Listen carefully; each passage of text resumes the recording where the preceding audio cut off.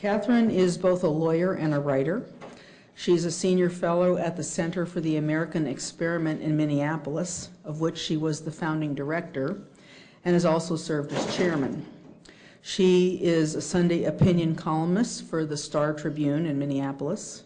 Ms. Kersten has written on culture and policy issues for a variety of national publications, and she has appeared on numerous radio and television shows, both nationally and locally. Ms. Kersten is a co-author of the book Close to Home, a collection of columns on a wide variety of public policy issues. For 2 years, she served as a regular commentator on National Public Radio's All Things Considered. I guess we'll have to give you a pass on that. Token.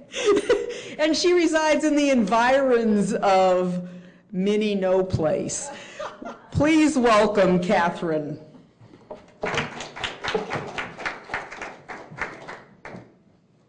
Thank you, Mimi. Well, on August 4th, I wrote a column for the Star Tribune, which got a lot of attention. The headline was, "Sticking It to the Suburbs, It's All Planned." And here are the opening lines. 25 years from now, I wrote, people will increasingly live in the Twin Cities, in dense urban concentrations, even if they'd prefer a house with a yard outside the 494 Beltway. Government planners will have the power to steer new jobs into central cities and inner ring suburbs, and to set what amounts to quotas for people of different races, ethnicities, and incomes in neighborhoods and schools throughout our metro area. Outside the urban core, highway congestion will get worse, encouraged by urban planners who want to force people out of their cars. Most importantly, I wrote, local elected governments chosen by the people will lose power, and our freedom to live as we choose will begin to slip away. Now, what, I asked, will be the engine of this transformation? Well, the answer is the Twin Cities Metropolitan Council, an out-of-the-limelight regional body that we in the Twin Cities generally think of, if we think of it at all, as running the buses and maybe approving a new runway occasionally at the MSP airport. Now, a few years ago, I was like the vast majority of people in the Twin Cities region. I knew that the Met Council existed. It's our regional government. I knew it was out there, but I had no clear idea of what it did or how it operated, and I certainly had no idea of the breadth of its power.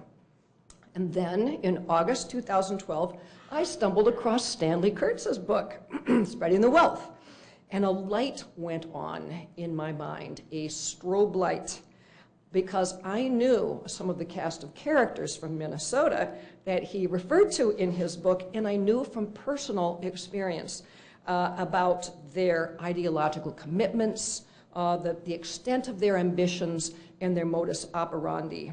I actually wasn't going to mention what I knew about them, but since Stanley profiled Myron Orfield a bit for you, Myron Orfield was the central person I had dealt with.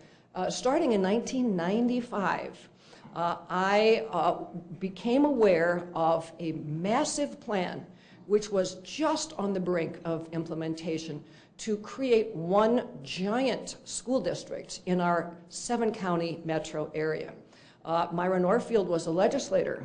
He has wanted to do this kind of thing for many, many years. And the idea was that students, tens of thousands of students throughout this huge area would be bused for many miles on the basis of their race. And that would be the purpose of this giant metro-sized school district. There was another part to this as well. It came to be called the diversity rules. And they were going to impose quotas by race on every school-related activity. I'm talking chess clubs, French clubs, choirs, etc. Now, our State Board of Education had unanimously adopted this rule, suggesting it to the legislature for approval. And there was a supermajority of school superintendents who had also approved it. And the reason that they approved it, I will tell you, because it's important, I think, given some of the things we've discussed about the modus operandi of some of these folks. They approved it because it was presented by people like Myron Orfield as necessary, because if we didn't do this voluntarily, the federal government would step in and force us to do something even more onerous in terms of busing students on the basis of race. Now, having gone to law school, I knew that that was not the case, that unless there's a finding of discrimination, that the courts could not force students to be bused across a school district or municipal lines. What I then discovered as I began to dig into this is that actually what these folks were trying to do was to create the grounds for a state suit, which didn't exist at the time, but would have had this plan been adopted. So I'm proud to say, this is actually the thing I'm proudest of in my whole public policy career. I wrote a big paper about this, and we got it killed. Once people came to understand what was really going on, instantly interest disappeared. So that was my first encounter with Myra Norfield. Now, spurred by Stanley's book, I began to dig into what was going on with Myra Norfield today. And the first thing I discovered was that the Met Council was in the process of putting together a comprehensive plan to shape development in our 7-county region for the next 30 years. This plan is called Thrive MSP 2040, and it's due to be released now in January, so just 2 months. And what I'd like to do today is to describe for you the huge unchecked power grab in which the Met Council is engaged. And it's of interest, I think, because the Twin Cities, like San Francisco, is on the leading edge of the regionalist movement. And what happens to us, I think, could happen in many other places. Now, I'd like to touch on 4 things. First, the history, the powers, and the unique nature of our Metropolitan Council, which is the regional planning authority in our area. And then I'll discuss 2 central aspects of its agenda. I don't really need to go into this much because essentially this is what Stanley was telling you.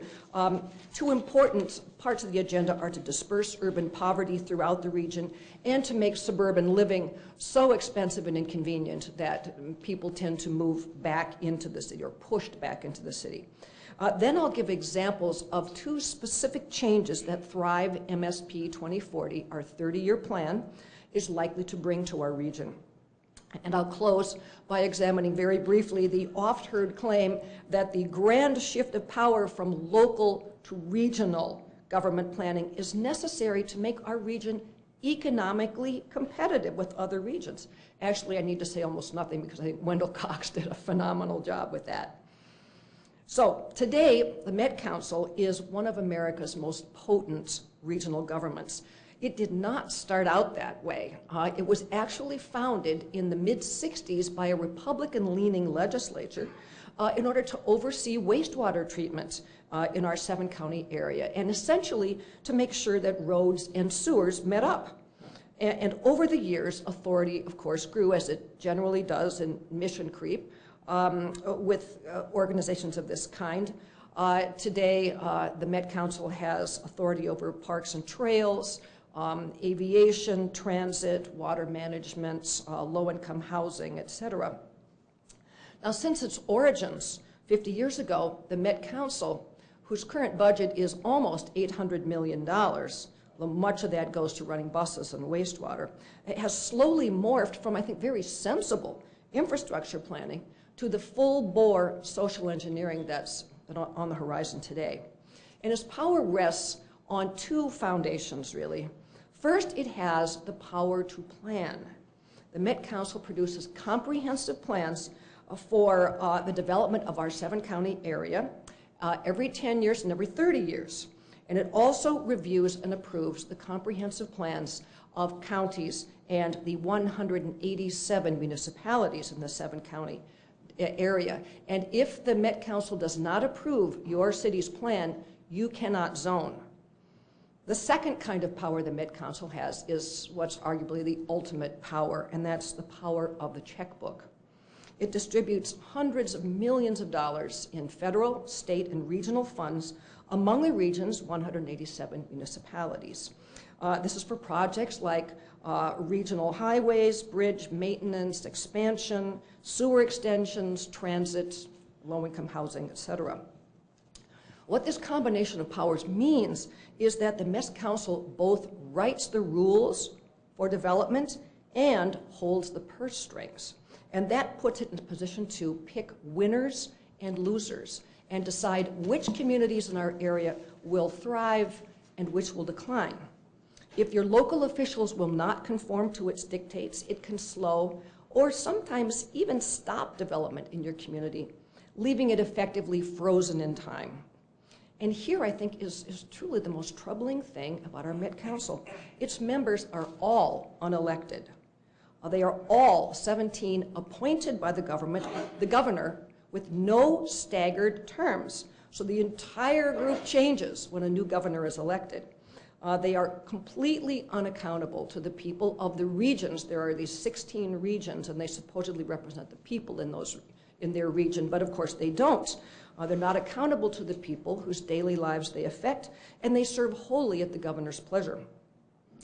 Needless to say, they have the power to override and usurp the power of our local elected officials, and there is essentially no real appeal from their decisions. So needless to say, the Met Council is a social planner's dream. And not surprisingly, with the extraordinary reach of its power, it's put the Twin Cities area in the vanguard of the regionalist movement. Now, in recent years, three factors have combined to produce the social engineering revolution that we face today. First, there was the election in 2010 of Mark Dayton as our governor, and he is a wealthy and very liberal department store heir, who of course has appointed Met Council members who share his ideological vision. The second thing that happened is that his election coincided with the point in time when, by law, the Met Council must produce its 30-year comprehensive plan, which again is called Thrive MSP 2040. And third, Dayton's election also coincided with the launching of President Obama's aggressive crusade for the regionalist agenda at the federal level that Stanley described earlier. Now, as Stanley said, there is an ideological bridge between the Obama administration and Minnesota, and it is Myron Orfield. Now, I mention him again because he truly could have an effect on the communities where all of you live. He is a University of Minnesota professor, former legislator, and activist who directs what's recently been renamed as the Institute on Metropolitan Opportunity. He has a little fiefdom at the University of Minnesota, so he operates with our tax dollars behind him. And take a look at his website, Institute on Metropolitan Opportunity. You will probably find maps, et cetera, he's got 50, I think, metropolitan areas that he's essentially mapped and done reports of various kinds on this website. Now, he is President Obama's, one of his primary advisors on regional affairs. He served on the president's transition team, and he's advised him on issues ranging from low-income housing to climate change. And his input was especially important in the creation of the Sustainable Communities Initiative grants, which have already been described. He was one of 3 speakers at a conference that President Obama sponsored, or HUD, in 2010 in Washington. One was David Rusk, the author of Cities Without Suburbs, Myron Orfield, and another Minnesotan, or then Minnesotan, John Powell, who was Myron Orfield's predecessor at what was then called the Institute on Race and Poverty at the University of Minnesota Law School.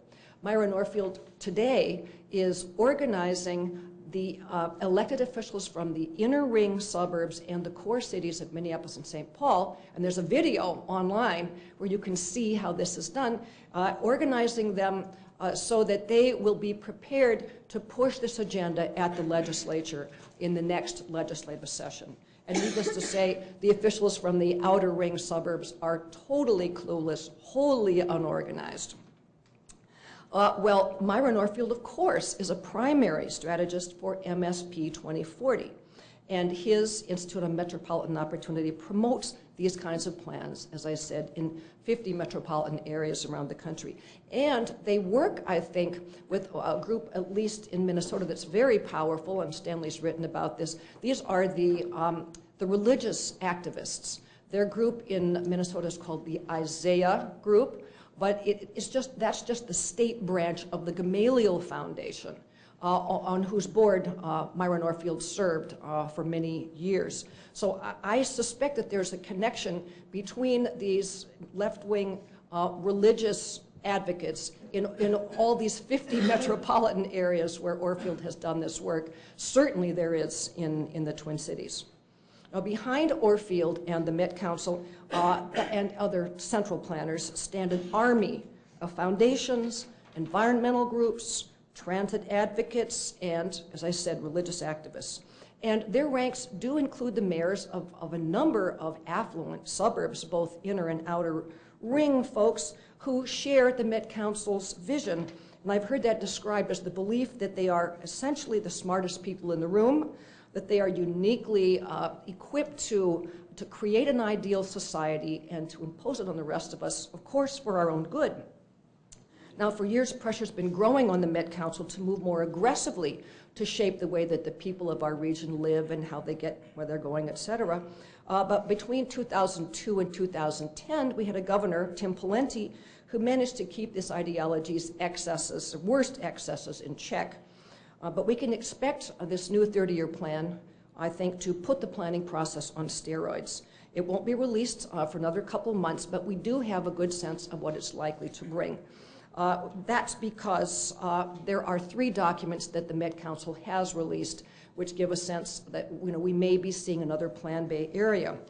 The first is announcement of the goals that Thrive MSP 2040 will share. Among them are equity, sustainability, and, quote, mitigating racial and ethnic disparities through regional investments. The Met Council has made very clear that economic integration is what it sees as one of its primary responsibilities. So we now have 3 documents that help us see where this is going. And the first is a demographic forecast that the Met Council has produced, looking at where the region's population and jobs are likely to be in 30 years, by the year 2040. The second is the Council's plan to put transit-oriented development at the center of all development in the region going forward. And the third is the Fair Housing and Equity Assessment, in which every census tract in our region, 7-county region, has been mapped already by race and ethnicity and income. And going forward, we know that there will be plans to arrange every income or every neighborhood on the basis of these data. Let me move on to the second document that we have. It is this TOD, Strategic Action Plan. What's striking there is that the Met Council is forecasting a growth of 24% of the population in Minneapolis and St. Paul over the next 30 years, but 47% growth in new jobs. They see growth in the suburbs as well, but nothing close to that in terms of jobs. And of course, this runs strongly counter to recent trends, as Wendell Cox explained. Why has the Met Council forecast this kind of unparalleled job growth in the central cities? I think it's because that's the state of affairs they want to use MSP 2040 to create. In the Strategic Action Plan for Transit-Oriented Development, we are told that money is essentially going to be distributed not for roads and bridges or anything of interest to suburbs, but to promote train stations and very dense development within a half-mile radius of train stations. This is going to be the plan going forward for the next 30 years for the entire area. What we have as well is a third document, and that is the Fair Housing and Equity Assessment that has just been completed. Now, there are several parts to this. We have all the data about where everyone lives by race and income, but the next stage is to learn how suburbs have, quote, denied opportunity to minority and low-income people through their zoning and through their land use. And there's going to be great pressure for every community not only to have its neighborhoods economically integrated, but to change zoning in order to accommodate the kind of very high density housing that transit-oriented development requires. Let's see, I'll need to abbreviate this just a bit. I'll close by saying that in the future, if a municipality under MSP 2040 wants to expand a major regional highway or extend a sewer line, officials there are going to have to demonstrate that they have equity in their local zoning plans, that they fit into a certain carbon footprint, they go along with clean energy requirements, and over time, pressure is likely to build even to include federal and state aid of kinds that have nothing to do so far with transit-oriented development in order to get their plans approved, such as local property taxes. I know Myra Norfield is interested in seeing all property taxes flow eventually to the Met Council for redistribution. Stop there and take questions afterwards. Thank you.